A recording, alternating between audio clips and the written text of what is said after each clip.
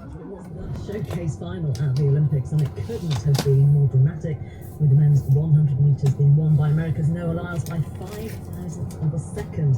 It was a photo finish between Lyles and Kashane Thompson of Jamaica, who was given the silver medal. There were 2 silver medals and 2 bronze medals yesterday for Team GB. Tommy Fleetwood finishing in second place in the golf, beaten by world number 1 Scotty Scheffler. Amber Rutter took silver in the skeet shooting final. Harry Hepworth and Lottie Fry took bronze in the vault and dressage respectively, and Daniel Whiffen, representing Team Ireland, won a second medal in Paris, finishing in third place in the 1500 metres freestyle final to add to his gold from the 800 metres. Well, swimming finals finished last night with Great Britain in fourth place in the 4x100 metre medley relay. Matt Richards, though, was also part of the team that won gold and is leaving Paris with a gold and a silver medal. I'm very pleased to say we can speak to him now. You probably could have had your first wine in 3 years, Matt, so thank you very much for speaking to us this morning. I know you're disappointed about last night, and you sounded a bit disappointed about your silver medal. You also have a gold. How have you reflected at all on your achievements this week, if you've had time?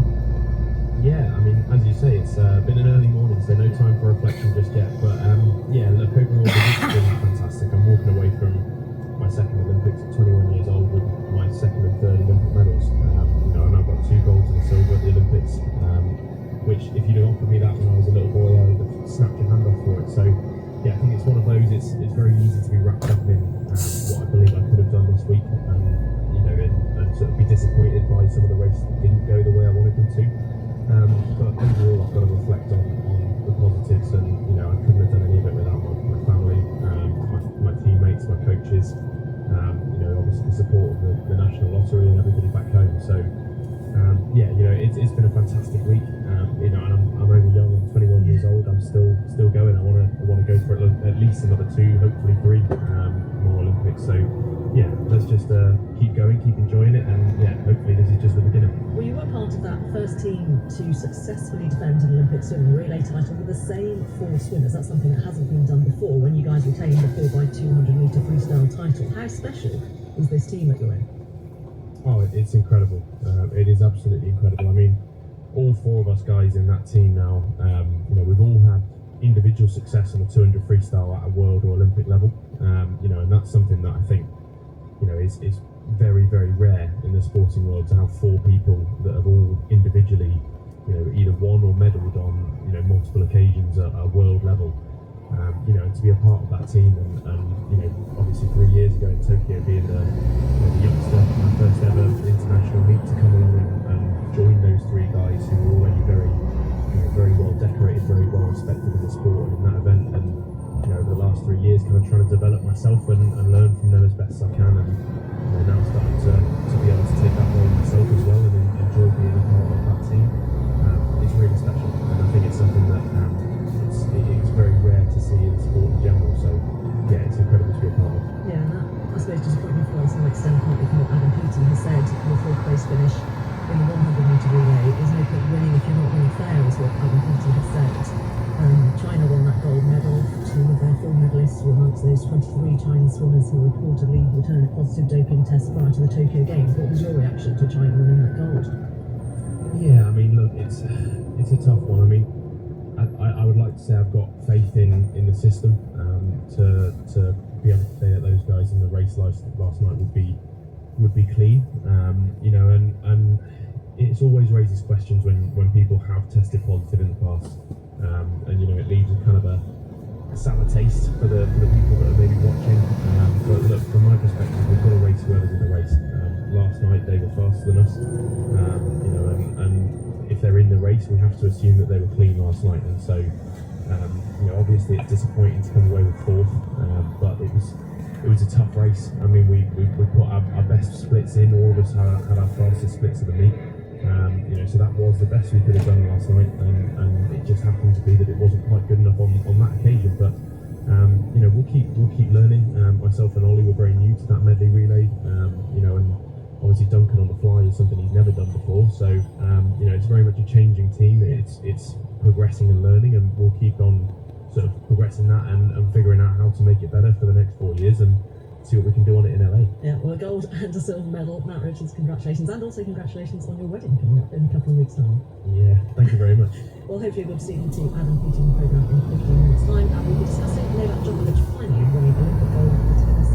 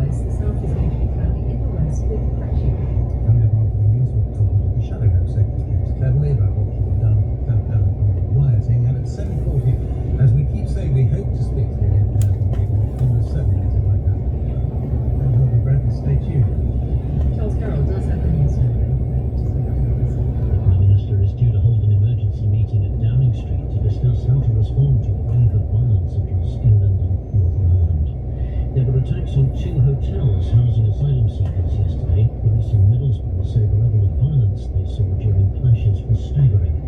The unrest follows the fatal stabbing of three young girls in Southport last week. At least 250 people have been arrested over violent protests so far.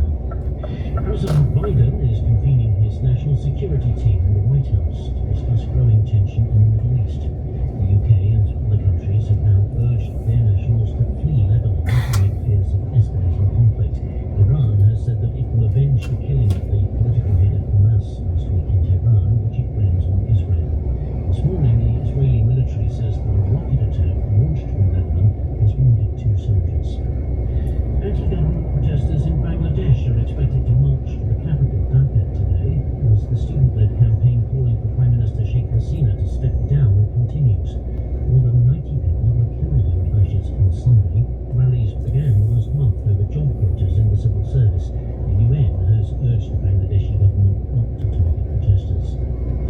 Fears of a possible recession in the United States have prompted big falls on Asian stock markets. At one point, share prices in Japan plummeted by about trading. Taiwan's main share index fell by more than 8%, while South Korea's dropped by more than 7%. The falls have been prompted by weaker than expected jobs data in the US last week. And HMRC says that errors and fraud in a tax relief scheme for businesses that invest in research and development have cost the taxpayer billions of pounds. Since the schemes were introduced in 2020, HMRC says £4 billion have been lost. The department says it's seen unacceptable levels of misuse and is taking steps to clamp down on those abusing the system. Thank you, Jonathan. It's just 25 to 8. What we've seen on the streets of Britain since the horrible events in Southport requires clearly a political as well as a law and order response. The Conservative MP Nick Timothy writing in the Telegraph today that the response to the riots reflects terribly on Britain's political pulse. What is the Conservatives' official view of what should happen now on the ground, but also at the political and policy level? James Bevan, I'm pleased to say the Shadow Home Secretary is in our Westminster studio. Good morning to you. Good morning, Justin. What's your thinking so far about what the government has got right and what perhaps the government has got wrong? Well, this is one of these situations where we don't want to, and will not propose just for the sake of proposing. We want the government to be successful in this endeavour.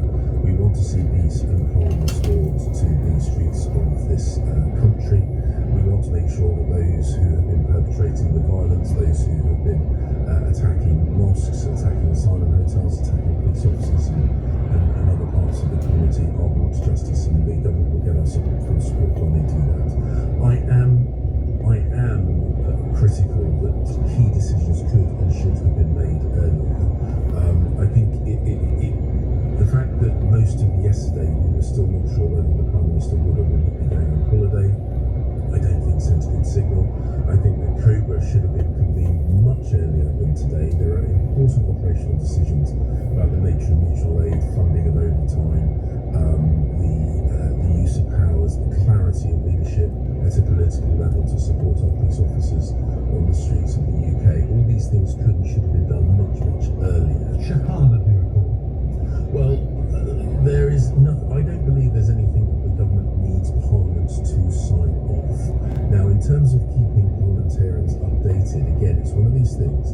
If the flow of information is fast, is clear, and if the government seems to be taking action, that will give the degree of reassurance that I think parliamentarians would want. But there's nothing that needs to be voted on. There are no additional powers. In government, we gave the police additional powers. Many of those additional powers are posed by Labour at the time, but nevertheless, the kids have those powers now. They should feel liberated to use them. What about social media when it comes to things that might or might not be done? Because there's a lot of talk about the role of social media in what is happening. Some of it, to be frank, is quite woolly, isn't it? You look in the papers about a vague talk about cracking down, etc., etc.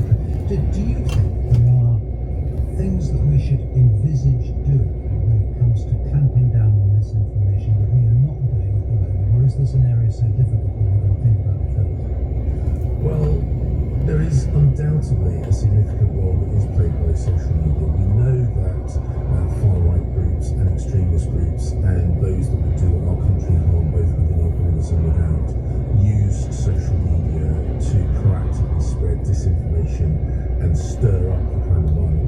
seeing around the country. When I was Home Secretary, I went to San Francisco and New York to talk to the big tech companies to make sure that there was clarity of the UK government's expectations of their role. But it didn't work, did it? Disinformation.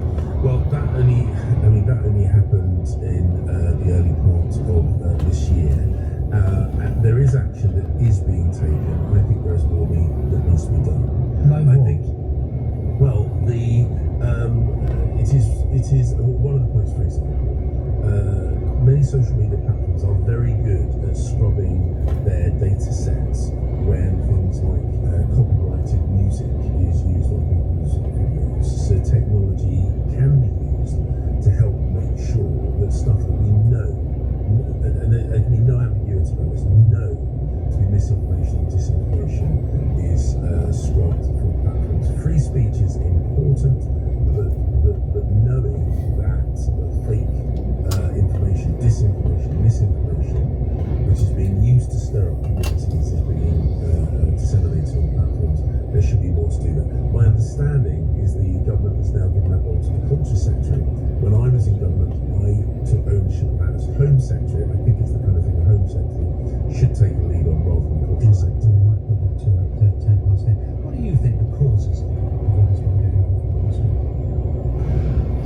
Well, I mean, the sad truth is that there has always been a cohort of people who are driven by anger and driven by racism, and I think those are the people that we are seeing perpetrating this violence. There will always be people that use circumstances at the time to excuse their actions. And we've seen this not just this week, but we've seen this over the years. Do you think that dehumanising language, I'm just looking at what Sarah Khan said, former independent advisor for social cohesion, saying politicians have a duty not to engage in inflammatory language, dehumanising language about asylum seekers, so when we've heard talk of invasions, etc., has that led to this new debate?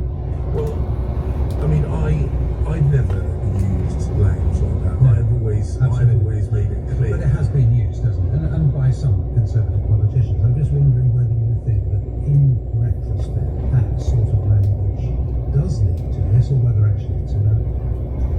Well, I mean, I can't think of a specific example that Sarah's referencing there. But the point is, I think it's absolutely essential that we recognise that the actions of a small number of people driven by hatred and racism are not reflective of wider society, and there are important conversations that we need to have about the nature of immigration, about our asylum system, about the measures that we need to take both in the UK and internationally. But none of those conversations justify the actions that we are seeing. Nothing justifies arson, nothing justifies the targeting of places of worship, whether they're mosques or synagogues or indeed anything else. And it's, I think, very, very important that we draw a clear distinction between the violent extremism that we are seeing on our streets and a wider discussion about immigration, asylum, race relations, integration, etc. James Beverley, thank you very much. It is just after 20 to 8. Adam Peaty was back in the pool in Paris yesterday in a 4x100 metre medley relay. It was after he tested positive for COVID during the Games, and that happened in exactly the period of his own big individual event, the 100 metre breaststroke. He is a double gold medalist in that from Rio and from Tokyo, and he took a silver just now in Paris. All of that is among his medal haul, and I'm delighted to say he joins us now from Paris. Good morning, Adam. Good morning. How are you this morning? How are you after the intensity and the whirlwind of these games? Wow, yeah, I'm good. I'm carrying a little bit of illness still back after the week, but I'm happy that I was able to get a good performance last night into that relay and actually show a little bit of my training, because it has been an incredibly tough and demanding week with, like you said, the illness and obviously the emotional part as well from The timing of your illness, the fact you tested positive, I think the day after your 100 metre breaststroke final, but were you already feeling a bit unwell as you went into the race? Yeah, I mean, I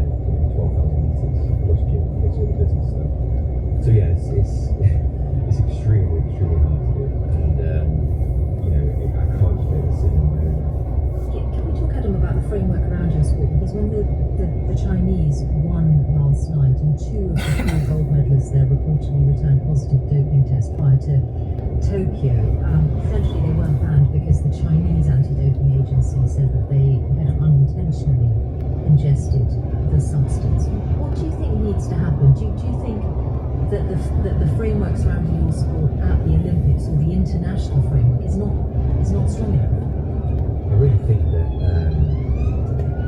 it's very hard because it's so hard with all the individual countries and all their individual regularities.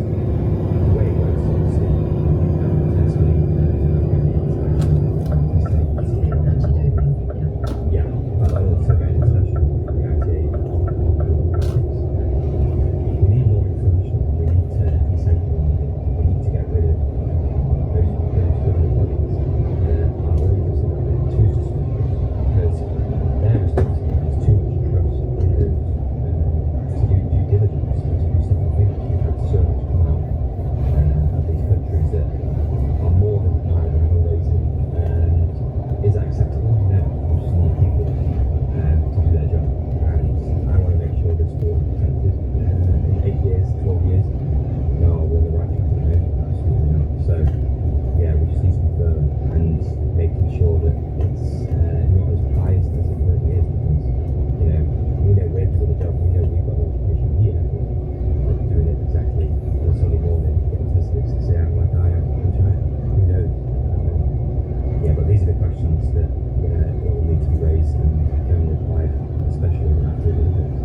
Adam Beattie, thanks very much for joining us this morning. 12 minutes to peak is the time. Let's have a look at the papers and the causes of the riots. The underlying causes, much discussed and being expected in the papers. The Conservative government leaving the UK wide open to far-right violence erupting across the country by ignoring red flags and stoking fires with a culture war agenda, according to senior advisor on extremism for Tory Prime Ministers. This is Sarah Khan. I was mentioning her to James Kimberley a few minutes ago, who was Rishi Sunak's independent advisor for social cohesion. She also says we've got a national legislation which is allowing these extremists to operate with impunity. On the other hand, in the Telegraph, the Conservative backbencher Nick Timothy saying we should ask somber questions about what sort of a society we have become, for the policy of multiculturalism, promoting difference between communities rather than national unity and shared citizenship as one civic identity is, he says, visibly failing. He says the recent tendency to sweep acts of extreme violence under the carpet, to obfuscate about the identities and motives of the perpetrators,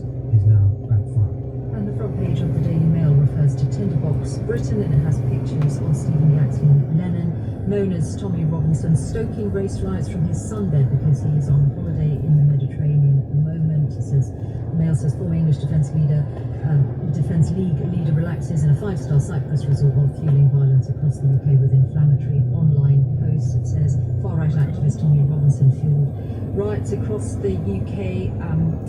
Robinson shared a series of fake stories over the weekend, the Mail says, including claims that Muslims had stabbed protesters in Staffordshire and attacked 3 women in Scotland. Police said his allegations were false last night. Experts condemned the dangerous behaviour and called for stricter action against those spreading misinformation. 10 to 8 is the time for Book of the Day. The speaker this morning, the Right Reverend Dr. David Walker, the Bishop of Manchester. Good morning. Good morning. In an age of social media, the shocking disturbances seen across a number of British towns and cities over the last few days require little by way of organisation beyond a shout-out to rally at a particular place and time. The numbers gathering may be a tiny proportion of the UK population, and the violence merits condemnation more than publicity. Yet to tackle it, we need to understand who's responding to that call and why. I'm struck that whilst the images of the protesters show them to be almost exclusively white and largely male, they're not confined to a younger generation. Many could pass as my own age. A common factor appears to be a claim that the Britain they now live in does not accord them the opportunities, status and prosperity to which they feel entitled. One person put it to me succinctly a few years ago, after I spoke out against far-right marchers in my time as Bishop of Dudley. This place used to belong to people like me.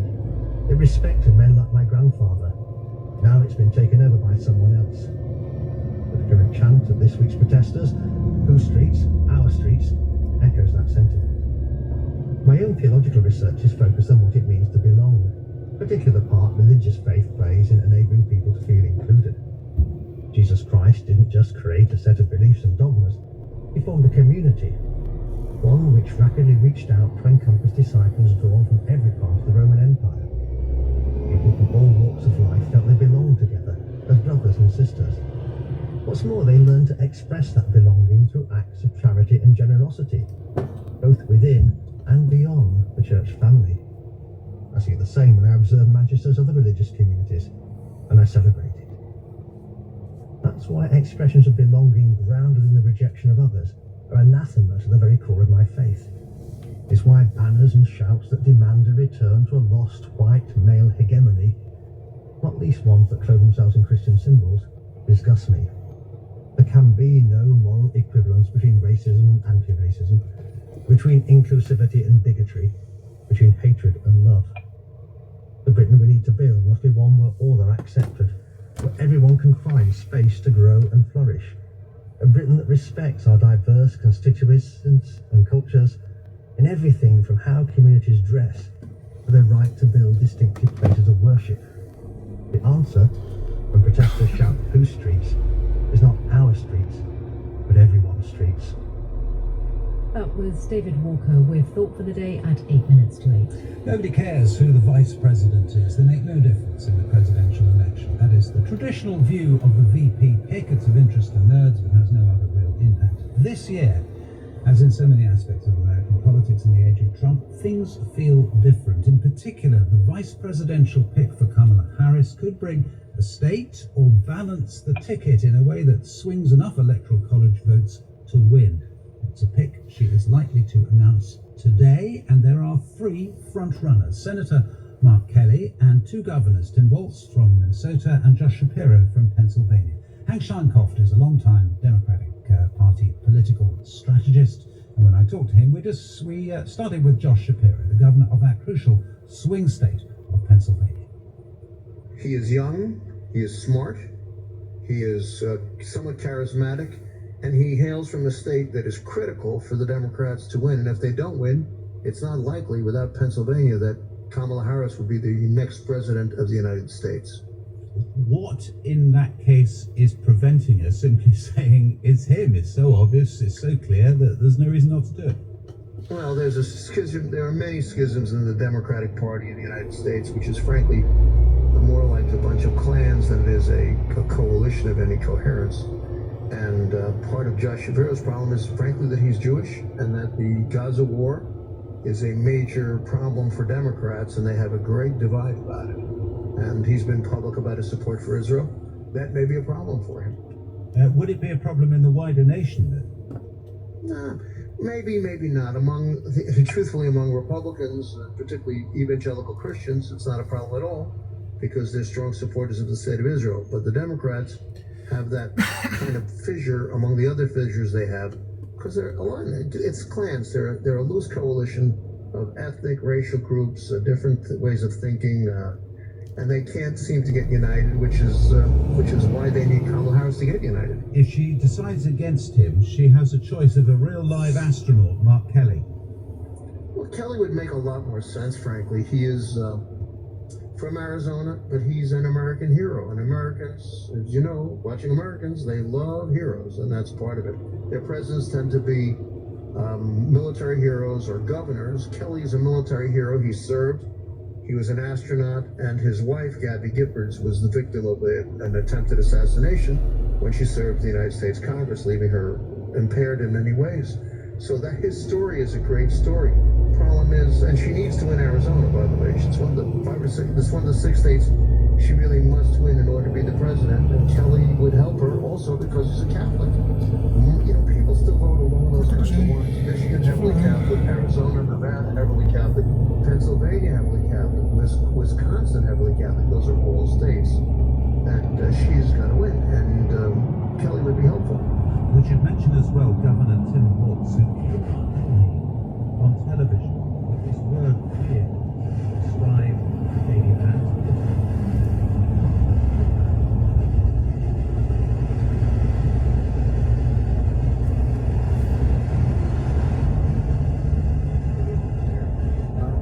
The thing is really good because we live in a nation today in a world where in the social media environment, one word can define something, but people don't have to say a lot. So Weird makes it work for Democrats. He's from a state that doesn't have that would be Democrat voting anyway. But he's from the Midwest of the country, the United States. And that makes it easier to pick up some states. Wisconsin, Michigan, and potentially Pennsylvania, which sees part of itself as being in the Midwest. What do you think she's going to do? Hard to say. I mean, I think it's Waltz, and I think it's Waltz or Kelly. I may be dead wrong. It just makes more sense. Shapiro creates problems for her, and Kelly or Waltz can potentially help bring Pennsylvania. That's simple. And Shankov. Good to talk to you. Thank you very much. And Thank you. Just to say, if you're a fan of Pete Buttigieg or Andy Bashir from Kentucky or Pritzker from Illinois or any other choice that you personally have, sorry, those are the three.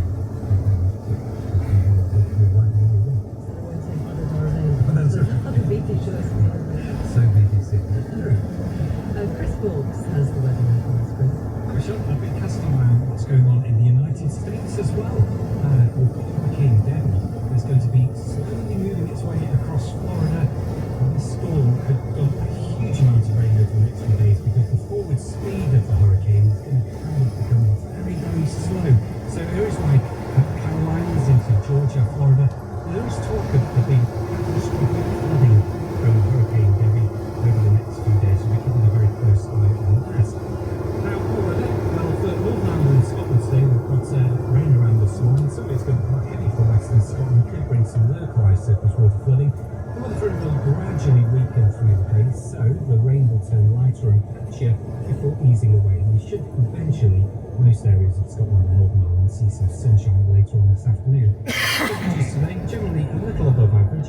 Highs typically around 20 to 22 degrees Celsius, some of the island about 17 degrees. For England and Wales, meanwhile, there will be a lot of dry, sunny and warm weather to come through the day today. Indeed, temperatures should lift to around 24 to 26 degrees Celsius in the sunshine.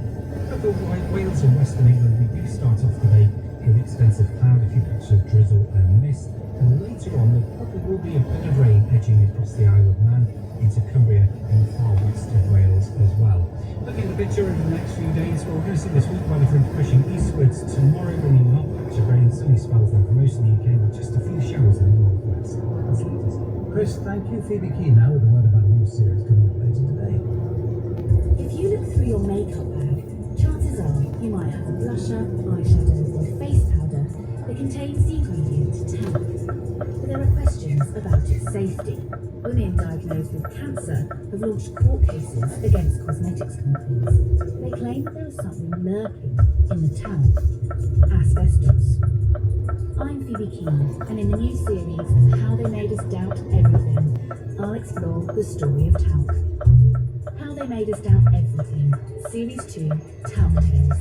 This Monday to Friday at 1:45 on Radio 4 and BBC Sounds. And coming up in the next hour, straight after the news, we will be speaking live to the Home Secretary on how to police and to stop what has been happening on our streets. And we'll also, before 9 o'clock, have the return of our children's summer book club, this time with books about adventure. You're listening to Today on BBC Radio 4 with Michelle Hussain and Justin Ray.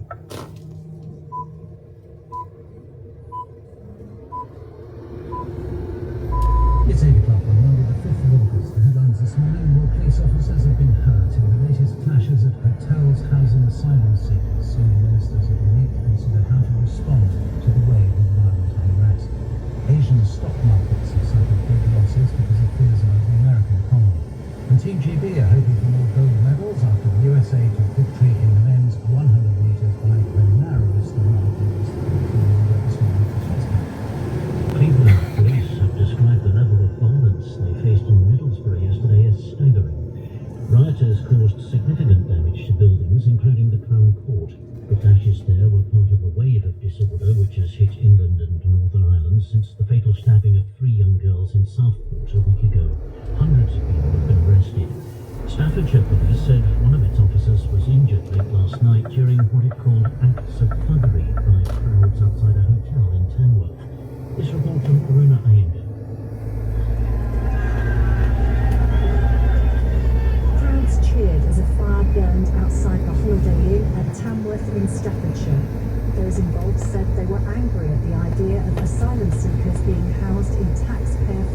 hotel rooms. They held bricks, petrol bombs and fireworks at the police. One officer suffered a suspected broken arm. The crowd tried to break into the hotel, but no one inside was injured. Police described the violence as despicable thuggery and said it was completely inexcusable. It had been a similar story in Rotherham in South Yorkshire. Protesters there also smashed windows at a hotel where asylum seekers were staying.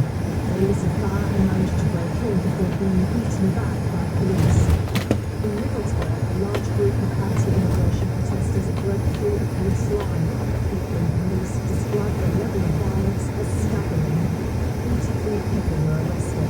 Stephen Lynch, the acting national chair of the Police Federation, told us that officers were having to produce an intensity of violence for their own defence. Direct attack on them and the street furniture that's being used, the threats, that level of violence.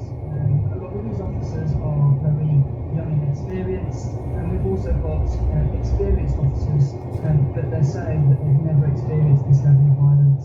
The government's COBRA Emergency Committee is due to meet this morning to discuss how to respond to the violence. The Home Secretary, Yvette Cooper, has said there will be a reckoning for those who've been involved. For the Conservatives, James Cleverly said the government should have taken the decisions more quickly. In Southport, people are struggling to understand what happened there a week ago and the disturbances which followed. John Maguire is there and sent this report. In places of worship, in community centres, pubs, cafes and homes, the people of this seaside town seem to speak with one voice. There's profound sadness and disbelief that 3 young girls attending a Taylor Swift dance event at the beginning of their summer holidays would be killed. But there's also incredulity that their grief has, in their view, been exploited by rioters, groups determined to destroy and divide. To help the healing process, volunteers in Southport are organising events to bring communities together and also raise money for the families affected by the attack. President Biden is to convene his national security team at the White House today to discuss soaring tensions in the Middle East. Yesterday, the UK said it was withdrawing the families of British diplomats in Lebanon because of fears of a wider conflict between Israel and the Iran-backed militant group Hezbollah. From Jerusalem, here's our Middle East correspondent, Yolande Nell. Analysts suggest that this region remains at its moment of greatest peril in years. The US is reportedly seeking to revive a coalition, including the UK and its Arab allies, which helped Israel almost entirely thwart a direct Iranian attack in April. And the expectation is that Iran and its proxies are now planning a wider assault on Israel over several days. The Pentagon has already moved extra military resources to the Middle East. Israel's Prime Minister Benjamin Netanyahu has said his country is ready for any scenario. Jordan's foreign minister made a rare trip to Iran as part of intense diplomatic efforts.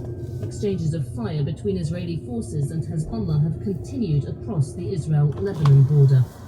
The UN Human Rights Chief, Volker Turk, has urged the government and security forces in Bangladesh to